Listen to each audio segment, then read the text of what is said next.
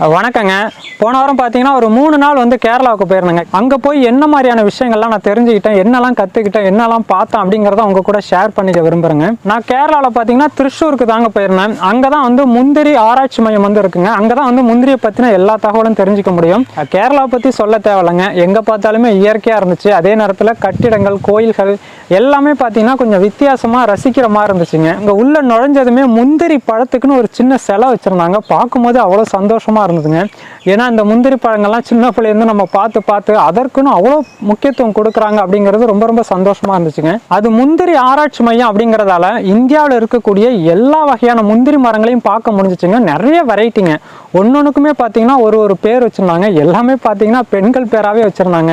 ஒவ்வொரு மரத்தோட கொட்டைகளுமே பார்த்தீங்கன்னா தனியாகவே ஸ்டோர் பண்ணி வச்சுருந்தாங்க. ஸோ அதையுமே பார்க்கறதுக்கு நல்லா இருந்ததுங்க. ஒவ்வொரு முந்திரி கொட்டைகளும் பார்த்தீங்கன்னா ஒவ்வொரு வெரைட்டியாக இருந்ததுங்க. பொதுவாக முந்திரி மரத்தோட இலைகள்லாம் பார்த்தீங்கன்னா பச்சை கலரில் இருக்கும். அங்கே வந்து கருப்பு கலரில் இலைகள் இருக்கக்கூடிய ஒரு வெரைட்டி பார்த்தேங்க. அது பார்க்கறதுக்கே நல்லா இருந்துச்சு. ஆனால் அதோட பழங்கள் வந்து பார்க்க முடியலைங்க. அடுத்து ஒரு மரத்தோட இலை பார்த்தீங்கன்னா இந்த ஆடாதோட இலை மாதிரியே கொஞ்சம் நீளமாக வந்துச்சுங்க. அது பார்த்தீங்கன்னா ஜம்மு காஷ்மீரோட முந்திரி மரங்களாம். அதுவுமே பார்க்கறதுக்கு எங்களுக்கு ரொம்ப புதுமையாக இருந்துச்சுங்க. நம்ம ஊரில் பார்த்தீங்கன்னா ஆவரேஜாக ஒரு ஏக்கருக்கு வந்து 60 முந்திரி மரங்கள் வந்து வச்சுருப்போம். அங்கே பார்த்தீங்கன்னா ஒரு ஏக்கருக்கு 250 முந்திரி மரங்கள். என்ன பண்ணுறாங்கன்னு பார்த்தீங்கன்னா நம்ம ஊரில் வந்து சைடில் வந்து தோகையை கழிச்சு விடுவோம். அவங்க மொத்த மரத்தையுமே கழிச்சு விட்றாங்க. ஸோ அதனால் பார்த்தீங்கன்னா இடைவெளி வந்து ரொம்ப ரொம்ப குறைவாக வச்சுருக்காங்க. அதாவது கவாத்து பண்ணுறாங்க. கவாத்து பண்ணி ஒரு ஏக்கருக்கு 250 முந்திரி மரங்கள் வைக்க முடியும் அப்படிங்கிற ஒரு விஷயமே எங்களுக்கு கொஞ்சம் ஆச்சரியமாக இருந்ததுங்க. அடுத்தது பார்த்தீங்கன்னா ஒவ்வொரு முந்திரி மரத்தோட அடியில் பார்த்தீங்கன்னா ஒரு 3 அடி வரைக்கும் சுண்ணாம்பு வந்து அடிச்சிருந்தாங்க.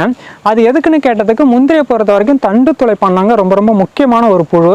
அந்த புழு வரக்கூடாது அப்படிங்கிறதுக்காக சுண்ணாம்பு அடிச்சிருந்தாங்க. ஸோ அதையுமே நான் அடுத்த வருஷம் எங்களுடைய முந்திரி மரத்துக்கு ஃபாலோ பண்ணலான்ட்டு இருக்கேங்க. அடுத்தது ஒரு முந்திரி மரம் ஒரு தோட்டத்தில் இருந்துச்சுன்னா வேற எந்த பயிருமே பண்ண முடியாதுங்க. ஸோ அதனால தான் நான் பார்த்தீங்கன்னா முந்திரி மரங்களை வச்சு அது ஒரு வருமானம். அடுத்தது பார்த்தீங்கன்னா கோழிகள் அதில் விடுறேன். அதனால கோழியில் ஒரு வருமானம். ஸோ இந்த மாதிரி ஒரு விஷயத்த பண்ணுறேன். அவங்க என்ன பண்ணுறாங்கன்னு பார்த்தீங்கன்னா முந்திரி மரங்கள் வச்சுருக்காங்க. நிறைய வந்து தேன் பெட்டிகள் வச்சுருக்காங்க. ஸோ அந்த தேன் பெட்டிகள் மூலயமா பார்த்தீங்கன்னா மகரந்த சேர்க்கை நடைபெறுது. இவங்களுக்கு தேன் சம்மந்தமாக அதுலேயும் ஒரு வருமானம் கிடைக்குதுங்க. அதுலேயும் முக்கியமாக பார்த்தீங்கன்னா தேன் பெட்டிகள் மாதிரி இன்னொரு பெட்டி வச்சுருந்தாங்க. அதில் பார்த்தீங்கன்னா மூங்கில் குச்சிகள் வந்து நிறையவே அடுக்கி வச்சுருந்தாங்க. அது எதுக்குன்னு கேட்டதுக்கு அதில் வந்து நிறைய பூச்சிகள், அதாவது சின்ன சின்ன வண்டுகள், பூச்சிகள் அந்த மாதிரி வந்து தங்கியிருக்குமா. அது பார்த்தீங்கன்னா இந்த முந்திரி வந்து பூக்கிற சீசனில் வந்து மகரந்த சேர்க்கைக்கு ரொம்ப ரொம்ப பயனுள்ளதாக இருக்குமாங்க. அது மட்டும் இல்லாமல் பார்த்தீங்கன்னா நிறைய வகையான பூக்கள், அதாவது வண்ணத்து பூச்சிகளை கவர்ந்து இருக்கக்கூடிய நிறைய வகையான வந்து பூச்செடிகள் வச்சுருந்தாங்க. ஸோ அதுவுமே பார்த்தீங்கன்னா இந்த மகரந்த சேர்க்கை நடைபெறதால முந்திரியோட விளைச்சல் வந்து அதிகமாக இருக்கும் அப்படிங்கிறத சொன்னாங்க. எங்களுக்குமே அது கொஞ்சம் நல்ல விஷயமா தெரிஞ்சிச்சுங்க. அடுத்தது முந்திரி கொட்டைகளை வந்து பதியம் போடுறது எப்படி, அப்புறம் முந்திரி கன்றுகளை ஒட்டு கட்டுறது எப்படி, இந்த மாதிரி விஷயங்கள்லாம் பார்த்தாங்க. இப்போதாங்க நம்ம முக்கியமான விஷயத்துக்கு வரப்போகிறோம். இப்போ நம்ம ஊர்லலாம் பார்த்தீங்கன்னா முந்திரி பழங்களை வந்து நம்ம தூக்கி போட்டுட்டு முந்திரி கொட்டைகளை மட்டுமா நம்ம பயன்படுத்திக்கிறோம், விற்பனை செஞ்சுக்கிறோம். ஆனால் அங்கே போனதுக்கு அப்புறம் தான் இந்த முந்திரி கொட்டைகளை விட பழங்கள் எவ்வளோ முக்கியம் அப்படிங்கிற விஷயத்தையும் அங்கே போய் தாங்க தெரிஞ்சுக்கிட்டோம். ஸோ என்னன்னா அந்த முந்திரி பழத்திலிருந்து அவ்வளோ வெரைட்டியான விஷயங்கள் பண்ணுறாங்க. ரொம்ப ஆச்சரியமாக இருந்துச்சுங்க. முதல்ல பார்த்தீங்கன்னா முந்திரி பழத்திலிருந்து அந்த பழத்தை வந்து வேக வச்சு அதுலேருந்து பஜ்ஜி செய்கிறாங்க. முந்திரி பஜ்ஜின்னு சொல்லி செய்கிறாங்க. அடுத்தது அதே முந்திரி பழத்திலேருந்து ஊறுகாய் செய்கிறாங்க, முந்திரி ஊறுகாய். அடுத்தது அந்த முந்திரி பழத்திலேருந்து சாறு எடுத்து சோடா செய்கிறாங்க. நம்ம ஊரில் அந்த கலர்லாம் குடிக்கிறோம்ல, சோடா குடிக்கிறோம்ல, அந்த மாதிரி முந்திரி பழத்திலேருந்து கேஷவ் சோடா அப்படின்னு சொல்லி கொடுக்குறாங்க.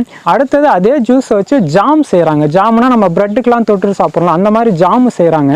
அடுத்தது நம்ம வந்து சிறப்புனா நம்ம நன்னாரி சர்பத்து, அந்த மாதிரி சர்பத்து மாதிரி ஒரு சிறப்பு செஞ்சு கொடுக்குறாங்க.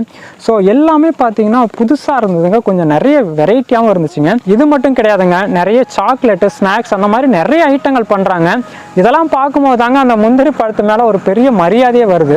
அடுத்தது முந்திரி பழத்தை பொறுத்த வரைக்கும் கிட்டத்தட்ட ஒரு 3 மணி நேரம் 5 மணி நேரத்துக்கு மேலே தாக்கு பிடிக்காதுங்க. ஸோ அந்த பழத்தை எப்படி 6 மாதம் வரைக்கும் ஸ்டோர் பண்ணி வைக்கிறது, இந்த மாதிரி விஷயங்கள்லாம் பார்த்தீங்கன்னா நிறைய பார்க்க முடிஞ்சுதுங்க. நாங்கள் பார்த்தீங்கன்னா ஒரு 3 மாதத்துக்கு முன்னாடியே புக் பண்ணியிருந்தோம்.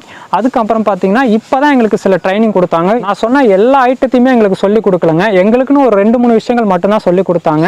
அதுக்கே கிட்டத்தட்ட ஒரு 30,000-35,000 வரைக்கும் செலவோடு ஆயிடுச்சுங்க. ஸோ அவ்வளோ நம்ம ரிஸ்க் எடுத்து தான் அந்த விஷயத்தை கற்றுக்க வேண்டியிருக்குங்க. ஏன்னா ஒவ்வொரு டெக்னாலஜி பார்த்தீங்கன்னா ரொம்ப கஷ்டப்பட்டு தான் அவங்களும் ஆராய்ச்சி பண்ணி கண்டுபிடிச்சிருக்காங்க. ஸோ அதை பார்த்தீங்கன்னா அவங்களும் ஒரு சார்ஜ் பண்ணிட்டு தான் எங்களுக்கு சொல்லி கொடுக்குறாங்க. பட் நான் போய் 2-3 விஷயங்கள் கற்றுக்கிட்டேங்க. எங்களுக்கு ரொம்ப ரொம்ப சந்தோஷமாக இருக்குது. இதுக்கப்புறம் பார்த்தீங்கன்னா நான் முந்திரி பழங்களை வேஸ்ட் பண்ணக்கூடாது, அதுலேருந்து சில விஷயங்கள் கண்டுபிடிக்க முடியும், செய்ய முடியும் அப்படிங்கிற விஷயத்த நான் தெரிஞ்சுக்கிட்டேங்க. ஸோ என்ன இப்போ பிரச்சனை பார்த்தீங்கன்னா, நாங்கள் 3 மாதத்துக்கு முன்னாடி புக் பண்ணிட்டோம். ஆனால் இந்த விஷயம் பார்த்தீங்கன்னா இப்போ ரீசெண்டாக தான் எங்களுக்கு சொல்லி கொடுத்தாங்க. அதனால் பார்த்தீங்கன்னா நமக்கு அறுவடை சீசனே வந்து வந்துருச்சுங்க. முந்திரி ஃபுல்லாகவே பார்த்தீங்கன்னா இப்போ காலி ஆயிடுச்சு. ஸோ இருக்கக்கூடிய ஒரு சில பழங்களை மட்டும் வச்சு நாங்கள் சில ட்ரையல்லாம் எடுத்து அதில் சக்ஸஸ் பண்ணிட்டோங்க. அடுத்த வருஷம் சீசன் ஆரம்பிக்கும் போதே பார்த்தீங்கன்னா நாங்கள் முந்திரி பழங்களை வேஸ்ட் பண்ண போகிறது இல்லைங்க. எங்களால் என்ன செய்ய முடியும், நாங்கள் கற்றுக்கிட்ட விஷயங்கள் மூலயமா அதை வந்து ஒரு மதிப்பு கூட்டி உங்கள்கிட்ட எப்படியெல்லாம் சேர்க்க முடியுமோ கண்டிப்பாக அதற்கான முயற்சிகள் பண்ணுவோங்க.